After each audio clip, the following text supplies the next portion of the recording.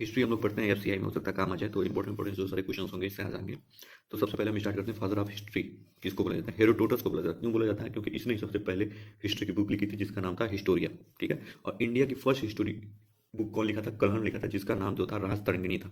ये क्वेश्चन पूछा जाता है, राज तरंगिणी की बुक किसने लिखी थी? कलहन के द्वारा लिखा गया था, जिसमें अशोक के बारे में और कश्मीर के बारे में बताया गया है। ये भी बताया गया है कि कश्मीर जो है अशोक के द्वारा बसाया गया था। और ये जो बुक राज तरंगिणी लिखी गई थी वो 12वीं सेंचुरी में लिखी गई थी। उसके बाद हम मॉडर्न हिस्ट्री पढ़ते हैं। मॉडर्न हिस्ट्री से सबसे ज़्यादा क्वेश्चन आते हैं। मॉडर्न हिस्ट्री से हम शुरू करते हैं कि कैसे लोग इंडिया में आने स्टार्ट किए। तो पहले जो ट्रेड होता था हमारा शुरू में एंशिएंट प्राचीन समय में, तो वो होता था एक सिल्क रूट, जो यूरोप और एशिया के बीच में संभाले जाने के लिए क्या करता था, वो ओटोमैन अंपायर के बीच में आता था। लैंड रूट था वो।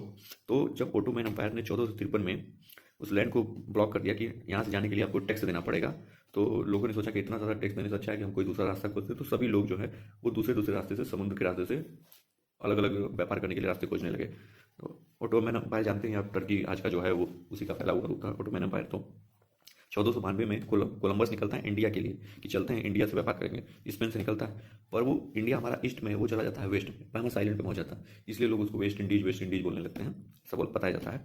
तो बायमस आइलैंड में पहुंच जाता है कोलंबस, तो पता ही नहीं चलता कि उसको जाना कहाँ था, वो उसी को इंडिया समझने लगता है। फिर 1498 में वास्को डी गामा जो है पोर्तुगल से निकलता है, पोर्तुगीज से।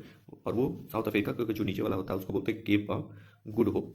तो उससे होते हुए वो केरल में पहुंचता है, इंडिया में, जहाँ पे कैलकट में पहुंचता है। वहाँ पे जेमरिन जो होता है वहाँ का रूलर होता है, वो उसका स्वागत करता है, आता है। और वास्को डी गामा जो है 3 बार इंडिया में आया होता है। एक बार 1498 में पहली बार आया होता है व्यापार करने के लिए, उसके बाद 1502 में आता है, फिर 1523 में आता है। उसके बाद से हम बताते हैं पोर्तुगल से जो पहला गवर्नर आया था इंडिया में 1505 में आया था, जिसका नाम था फ्रांसिसो द अल्मीडा। उसका नाम था, ब्लू वाटर पॉलिसी लेकर आया था कि ये वाटर वाला जो इतना दूर तक गया वो मेरा होगा वगैरह वगैरह करके।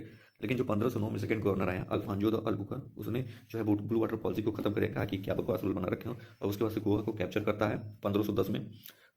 1510 में गोवा को कैप्चर करता है, और उस पर अब सुनिए, सबसे पहले गोवा पर कैप्चर हुआ यूरोपियन द्वारा, और सबसे लास्ट तक गोवा में कैप्चर रहा। 1961 तक गोवा पे पोर्तुगल का कैप्चर रहा। 1987 में गोवा को पूर्ण राज्य का दर्जा मिला। ये क्वेश्चन पूछे जाते हैं। उसके बाद से डच आते हैं नीदरलैंड से, वो देखते हैं भाई साहब ये पोर्तुगल कैसे इतने अमीर हो रहे हैं भाई साहब, कहाँ जाते हैं, तो उनको पता चलता है इंडिया। तो डच भी इंडिया में आते हैं व्यापार करने के लिए। तो डच ज़्यादा समय तक रहते नहीं है। 1759 में बेटाला बेदारा होता है, East India Company, Mir Jafar और डच मिलकर लड़ते हैं और ये दोनों लोग हार जाते हैं। तो ये है पहला पार्ट। हम इसके आगे हम लोग ब्रिटिश को देखते हैं, ब्रिटिशर्स कब आए थे। देखिए, पहले ईस्ट इंडिया कंपनी जो स्टेब्लिश हुई थी वो 1600 में लंदन में, जो समय अकबर था इंडिया का राजा। क्वीन उस समय थी एलिजाबेथ फर्स्ट। ब्रिटेन ने जो है ना मोनोपोली ट्रेड दे दिया था ईस्ट इंडिया कंपनी को, 15 साल के लिए दिया था। फिर उसके बाद ईस्ट इंडिया कंपनी 1608 में इंडिया में जब आते हैं, तो उस समय जहांगीर जो होता है राजा होता है। तो सबसे पहले जो 1608 में कैप्टन विलियम हॉकिंस आता है, सूरत में आता है उसकी ट्रेडिंग शिप लेकर। उसके ट्रेडिंग शिप का नाम क्या होता है? हेक्टर नाम होता है उसके ट्रेडिंग शिप का। वो लेकर आता है, सबसे इंपॉर्टेंट क्वेश्चन, ट्रेडिंग शिप जो लेकर आता है विलियम हॉकिंस, उसका नाम क्या होता है? उसका नाम हेक्टर होता है। उसको लेकर इंडिया में आता है हॉकिंस, वहाँ जहांगीर जाता है। हॉकिंस को जो है जहांगीर इंग्लिश खान का बुलाता है, तो उसका हॉकिंस का नाम इंग्लिश खान पड़ जाता है। तो ये क्वेश्चन पूछा जाता है इंग्लिश खान किससे बोला जाता है, तो जहांगीर ने टाइटल दिया था। उसके बाद से 1609 में किंग जेम्स वन ने मोनोपोली को इंडेफिनिट टाइम के लिए कर दिया, जितने साल तक, इन्फिनिट टाइम तक कर दिया था, कुछ फिक्स नहीं था कब तक रहेगा मोनोपोली। तो ईस्ट इंडिया का दबदबा बढ़ गया। 1611 में मसूलीपट्टनम में अपनी कंपनी ब्रिटिशर्स खोल देते हैं। उसके बाद से देखिए बैटल ऑफ सवेली बहुत इंपॉर्टेंट है, पूछा जाता है। ईस्ट पहली लड़ाई जो इंडिया में हुई थी यूरोपियंस के बीच में, वो ईस्ट इंडिया कंपनी और पोर्तुगल के बीच में हुई थी। ईस्ट इंडिया कंपनी में तो पोर्तुगल जो है वो हार जाते हैं। ईस्ट इंडिया कंपनी बहुत कभी एक आधी बार जो है वो हारी होगी, वरना सारे बार लगभग वो जीती हुई है। तो ईस्ट इंडिया और पोर्तुगल के बीच में लड़ाई होती है, ईस्ट इंडिया जो है जीत जाती है बैटल ऑफ सवेली में। तो सूरत की जो फैक्ट्री होती है वहाँ पे ईस्ट इंडिया का कब्जा हो जाता है। उसके बाद से थॉमस रो आता है 1615। तो पहले सबसे पहले कौन आता है? विलियम हॉकिंस आता है 1608 में। फिर उसके बाद से 1615 में थॉमस रो आता है, इंडिया में आता है।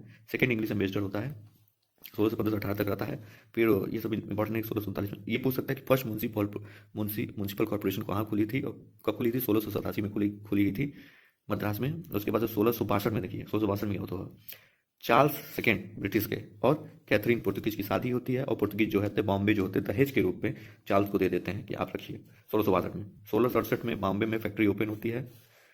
उसके बाद से 1690 में फैक्ट्री ओपन करते हैं सब, जॉब चार्नोक द्वारा खोली जाती है। बहुत सारी फैक्ट्री हर जगह खुलने लगते हैं सब, और खोली जाती है। और 1700 में जो होता है, तो ये इंपॉर्टेंट क्वेश्चन है, गोविंदपुर और कलकत्ता और सुतवंती को मिला के कलकत्ता बनाया जाता है। जॉब चार्नोक द्वारा ही बनाया जाता है। इन तीनों गाँवों को मिला के कलकत्ता बना दिया जाता है। और यहीं कलकत्ता में फोर्ट विलियम भी खोला जाता है।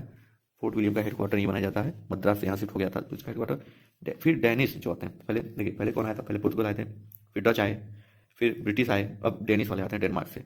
1616 में आते हैं, पुलकट में अपना वो खोलते हैं, कंपनी खोलते हैं। 1845 में सब कुछ अपना बेच के ईस्ट इंडिया कंपनी को चले जाते हैं।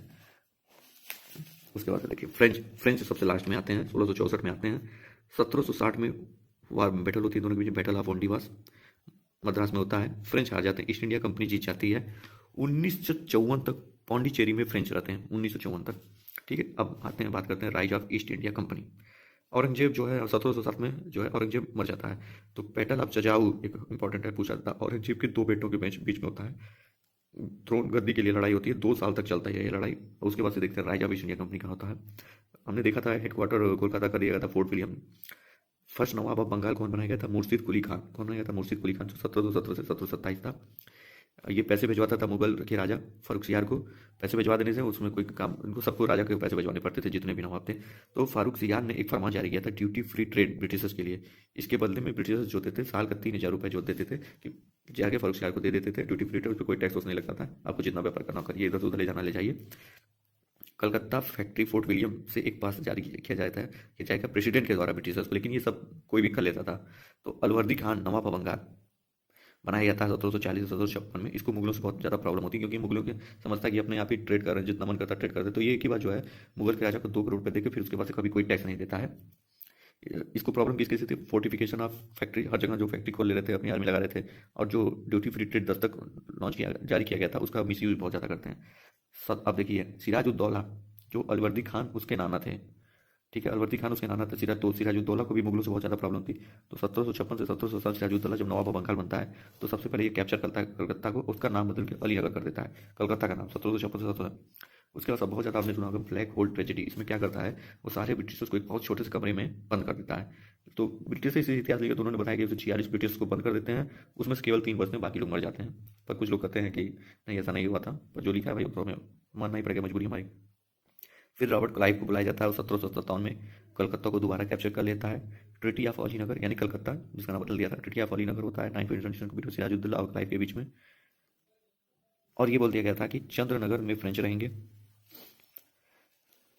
बाद में ब्रिटिशर्स जो है बाद में खुद ही अपनी चंद्रनगर वाली ट्रिटी को तोड़ के उस पर कब्जा कर लेते हैं।